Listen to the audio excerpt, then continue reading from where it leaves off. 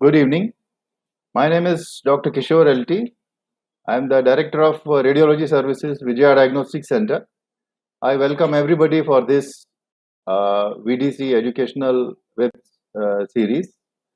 This is the second webinar we are having. The first was done by our radio laboratory team, and this is the first radiology webinar. In fact, I would like to call it a clinico-radiologic webinar because I personally believe, and that's what I have been teaching to all my students throughout my career, that every radiologist has to be a clinical radiologist where he should have adequate domain knowledge of clinical practice so that we know when we write a report, how does that affect the patient management. Therefore, the interaction with the clinician is essential part of our radiology practice. Today's topic is state-of-the-art imaging of perianal fistula. For this discussion, we have two people, two very eminent faculty. One is Dr. C.H. Madhusudan. He has done his MS from Usmania Medical College. That's my medical college. Dr. Madhusudan, welcome. Just to give you some information, you are only 15 years junior to me. That's all. Then he has done his MCH from AIMS and from Edinburgh and liver transplant training in Pittsburgh, USA. And his achievements are absolutely mind-boggling. He is the first liver transplant surgeon in government sector in Usmania General Hospital. And he is the first surgeon who has done auto transplant in cases of Budd-Chiari syndrome in this country. And second person in the world. Wow. And then he is the first person who has done combined pancreatic and kidney transplant surgery in Telangana. He has received BC Roy Award and he has received the Best Doctor Award of Telangana for establishing liver transplant services for poor in the government sector.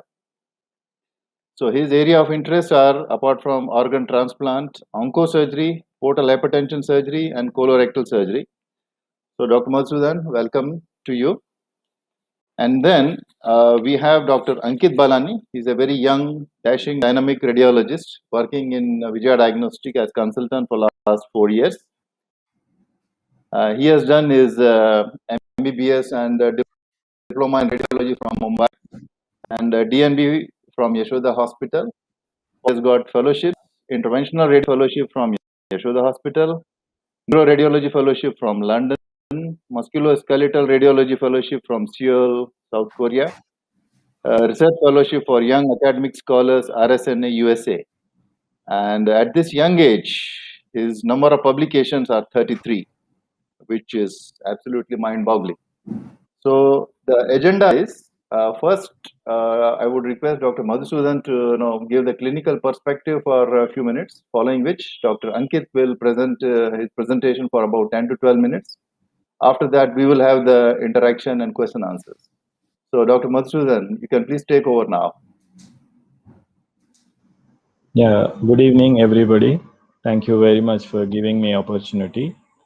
Being a clinician, fistula in nano is a little bit troubling subject. Basically, it's not going to give a mortality, but it's going on troubles, recurrence, right? So basically, the fistula in nano usually we consider as a low fistula or high fistula. High fistula we also call as a complex fistula.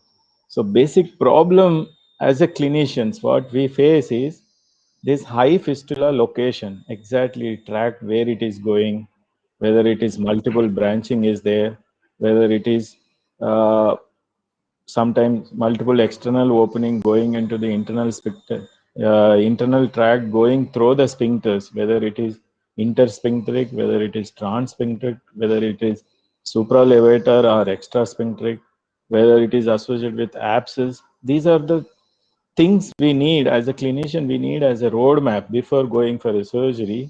We need a clear roadmap. Where is this fistula tract is going? Based on that only, we can give a patient's family about surgery outcomes. Because if we see that straightforward low fistula in nano, we can confidently say that preoperatively itself, we can treat this fistula without any recurrence, without any incontinence issues.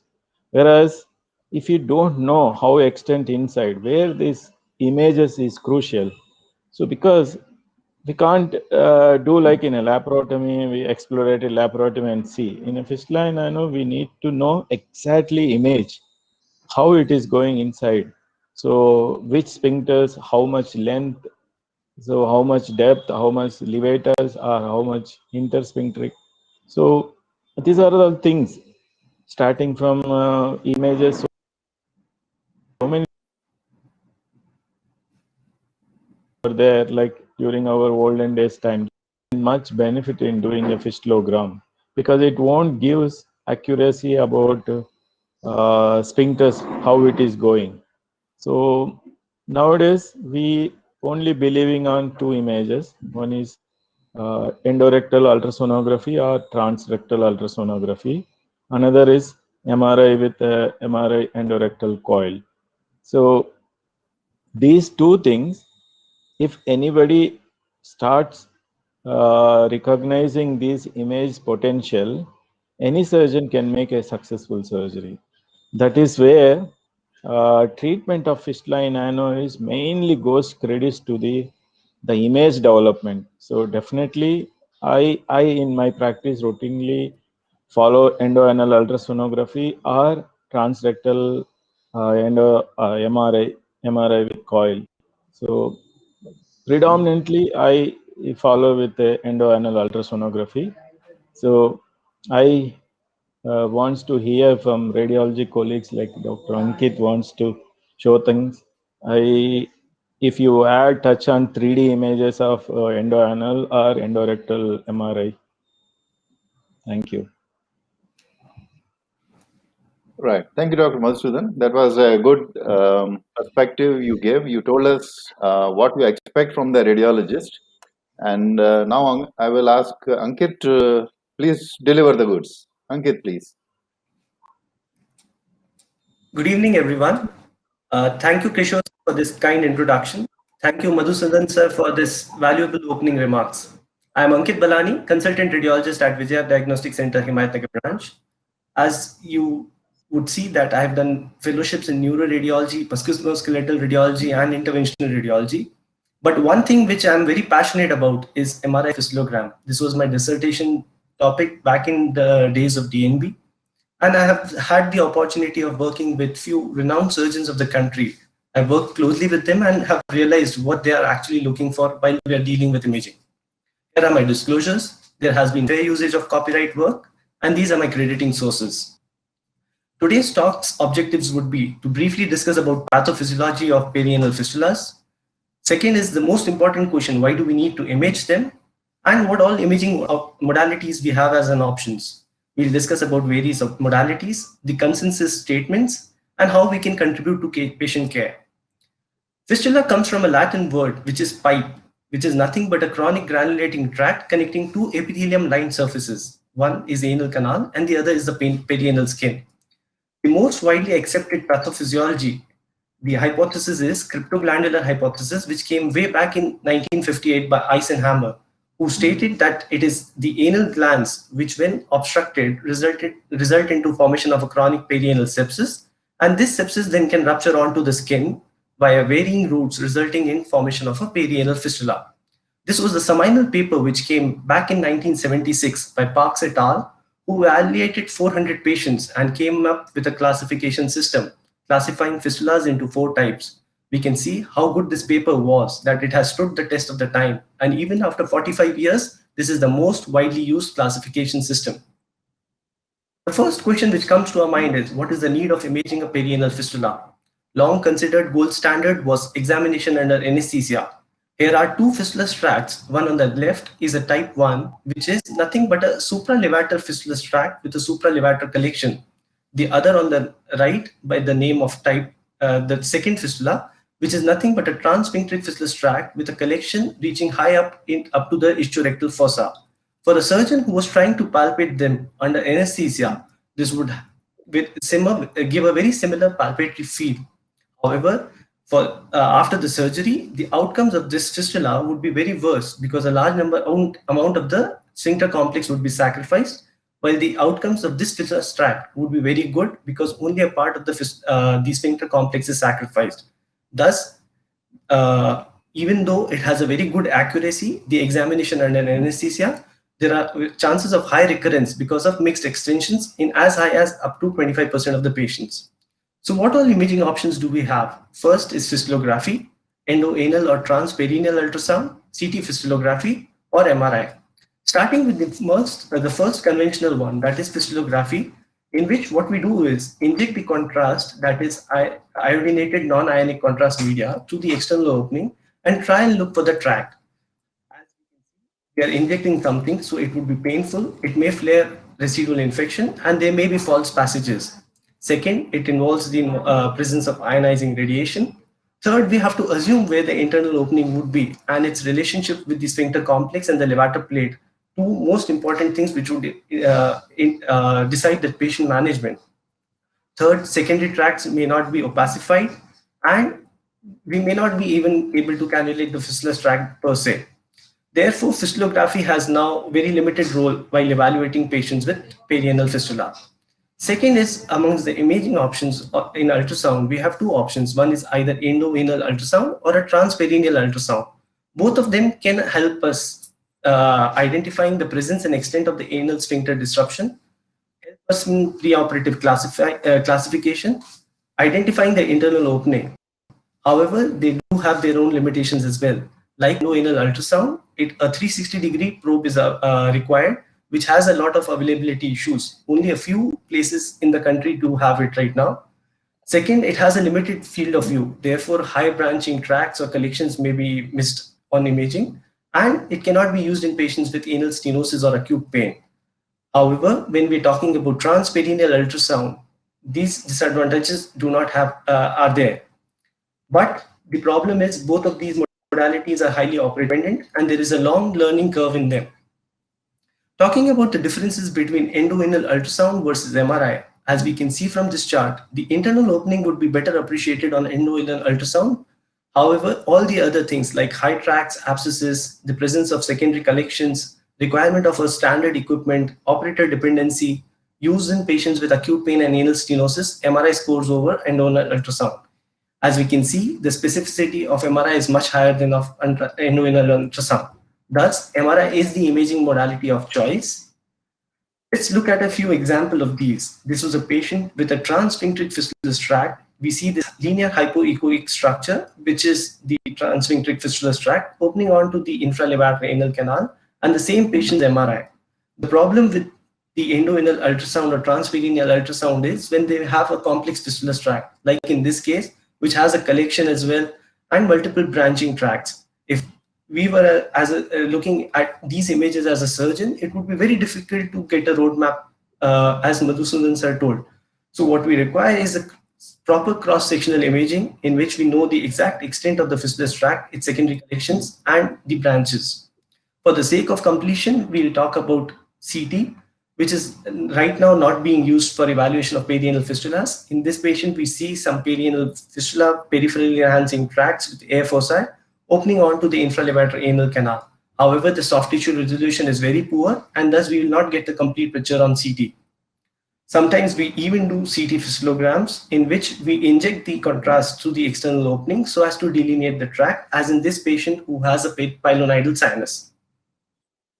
In April 2020, European Society of Gastrointestinal and Abdominal Radiology came out with a consistent statement regarding imaging of perianal fistulas, and they used very strong terms in the form of not to recommend the use of contrast fistulography or CT scanning in centers where there is an access to MRI and anal ultrasound. Anal ultrasound requires prior experience and thus is highly operator dependent. And in the context of fistula in anal ultrasound is usually deployed to answer specific clinical questions. It is recommended that MRI is the primary modality with which to image fistula in anal and is the most clinically useful imaging modality. Today's talk reminds me of a famous quote from the book, The Little Prince. It is only with the heart that one can see rightly. What is essential is invisible to the eye. In the present scenario, when concerns with perianal fistula, this could be very well read as it is only with the MRI that one can see rightly. What is essential is no longer invisible to the eye. Talking about the MRI, it is not only about the imaging, but also the correct acquisition of the imaging. What we do is start with a sagittal plane, and as you can see, the anal canal is anteriorly angulated. This is because of a constant pull by puborectalis muscle. Therefore, the axial sections of the anal canal are perpendicular to the long axis of the anal canal, which would give a true axial view, and the coronal sections are parallel to the long axis of the anal canal, which would give us a proper coronal view.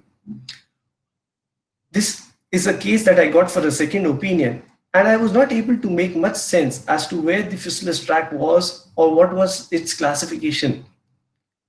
I kept on looking at the images provided, but I felt that there was something wrong in the images. When I looked at the planning, what they had done was taken the section along the true axis of the pelvis rather than that of the anal canal. This is how we should not be doing MR fistulogram, which affects the proper classification as well as the proper overclock position of the internal opening, which the surgeons are wanting from us. How can we contribute to patient care? Come up with certain advances in the imaging, one of them being use of a readily available 3D T2 fat saturated sequence. In this, what happens is we not only get the exact classification and the dimensions of the fistulous tract, but also when we are dealing with complex fistulous tract like this, we get an idea, we have the option of making a volume MIP image like the images D and E, which would act as a surgical roadmap like Madhusudan sir was talking about. This single image can give the surgeons an idea how the fistulous tract would be and how it is extending beyond the supralevator as well. Another example wherein we're dealing with an anterior transsphincteric fistulous tract, which is reaching up to the scrotum, involving the right testis with rupture. What this sequence adds on to is the presence of smaller ramifications in the anterior perineum. These ramifications are the cause of residual sepsis and maybe the cause of recurrence as well. So use of a 3D T2 sequence would help us in identifying these smaller extensions which are beyond the scope of routine imaging. As this imaging is wild field of view, what we identify in addition is the cause of the fistulous tract as well. Like in this patient, there was significant wall thickening involving rectum with perirectal inflammatory changes and few presacral perirectal lymph nodes, thus the cause being inflammatory bowel disease. Therefore, what we intend to have is a perfect collaboration with the operating surgeons, giving them the classification system, the internal opening as regards to its o'clock position and distance from anal verge, the extensions and collections, and the relationship to the levator plate. The report need not be very detailed. What we provide is the exact classification. Where is it? The internal opening, any extensions or collections. And I always give this schematic diagram because words can be difficult to comprehend, especially on a busy day. But this single picture, which would speak more than 1,000 words, giving the exact location of the fistulous tract, its classification system, the internal opening, the secondary tracts, and the collections, if any. And most importantly, the relation to the levator plate. Also, in patients who are a bit claustrophobic and cannot cooperate for the entire examination, we came with a ultra short protocol, in fact, in 2017, which was widely accepted, in which we are only doing 2 sequences and the total scan time of only 9 minutes and 19 seconds. What we do is a 3D weighted T2 sequence in sagittal acquisition with retrospective true coronal and true axial reconstructions, and a T2 weighted non-fat side axial sections for looking at the anatomy. The benefits of this protocol is that it is highly accurate with a very high sensitivity and specificity. It significantly reduces scan time, and as no contrast is administered, it is safe in patients with deranged renal functions and with those with previous allergic response to contrast. I'll be happy to take questions if there are any. Thank you for your time. Thank you, Ankit. That was a short and sweet and lucid presentation. Yeah, Dr. Madhusudan, comments from you first.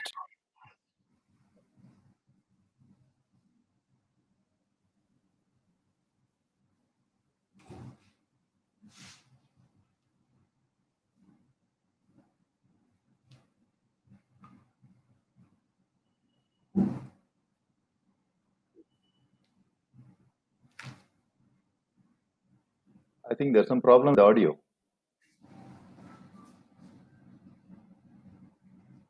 Sorry. Yeah. Ankit, sorry. Yeah, nice Yeah, now it's presentation. okay. Yeah.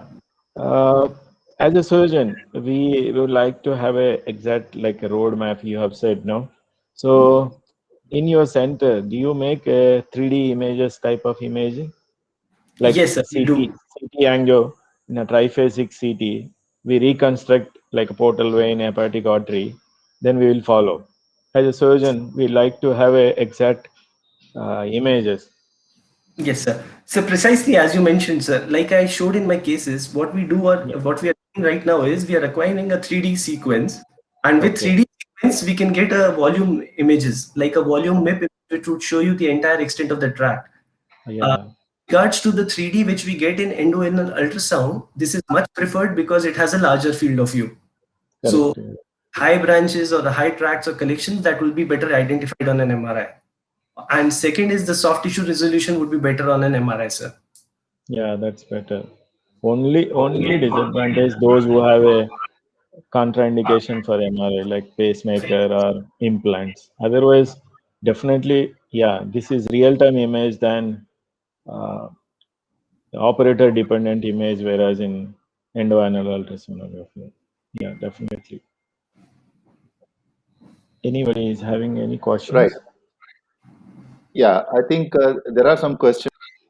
Ankit, first question would be in the beginning, if you remember, Dr. Madhusudan mentioned that MRI with rectal coil, and you showed the images, there was no coil, rectal canal. So make a comment on that first. Yes, sir. Thank you for the question, sir.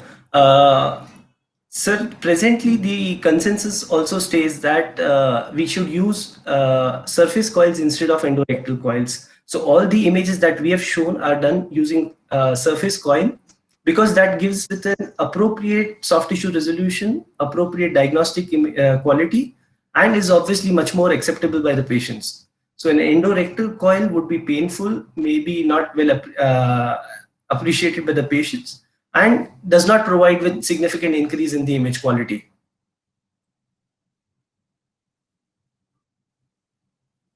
All right. Yeah, I think endorectal coils were used about 10-15 years back for prosthetic and other pathologies. But nowadays, the surface coil technology has improved so much that probably there is no need of going invasive and troubling the patient. We do get decent information with these surface coils. That's good. Number two question is 0.3 versus 1.5 versus 3 Tesla, and how does that affect the perianal fistula imaging? So, sir, the both 1.5 as well as 3 Tesla can be used for imaging perianal fistulas, and that would provide with a significantly decent amount of information without any effect on patient care. So both 1.5 as well as 3 Tesla are acceptable depending upon the local availability as well as the personal preference. But zero point 0.3 Tesla would not give you sufficient image quality. So we should be neither Tesla easy nor Tesla crazy. So what we have, 1.5 or 3 Tesla. Okay. There is one question from Dr. Sambi Reddy. Tell how to read MRI fistula. Tell us how to read MR fistula. What are the So I sort of think, checklist or what point? yes. So just to summarize in a very short period of time, sir, what we usually do as radiologists is to always start with a T2 FAT-SAT images. So in that, the fistulous tract would be uh, very much highlighted. And next is to move on to a T2 weighted image, which would show us the anatomy better. So talking about what information we are looking for, first is the classification system. We would mention both the Parkes as well as St. James University Hospital classification. Next is the internal opening, its o'clock position and the distance from the anal verge. Next is relationship to the levator plate. And finally, the extensions and collections. Right. There's one more question from Dr. Ravindra Rao. What is the cost? So the cost would depend on the scanner in which we are scanning, sir. So it would roughly vary from 7 to 10,000 depending on the difference in the scanners. Right. One more question from my side is, let's say a patient comes to Himayatnagar or patient goes to some other center, Karimnagar, AS Rao Nagar, wherever it is. Okay. Do you think the technique changes, making any effort to train all our technicians to do the standard protocol the way you showed? So what are we doing about it? Please tell us. With the advances in technology, sir, one thing which is best is we have a PAC system with us. So all the centers are centrally linked with PACs, and we have all the access to all the centers and images. So it does not matter where the patient is scanning from, Karimnagar, be it Kurnool, be it Hanmakonda. We, as a central server, we see all the images, and repeatedly we have a training session for our technologists, which is kind of unique in the city. Every Wednesday we do train them, and in those training efforts, we make sure that all our protocols are uniform across all the centers. Right. Once again, Dr. Ravindra Rao has asked, can it be done in Karimnagar? Yes, it can be very well done and being reported by all of us from as a team. That's right. Yeah. So as Ankit said, we have started doing training session for technicians.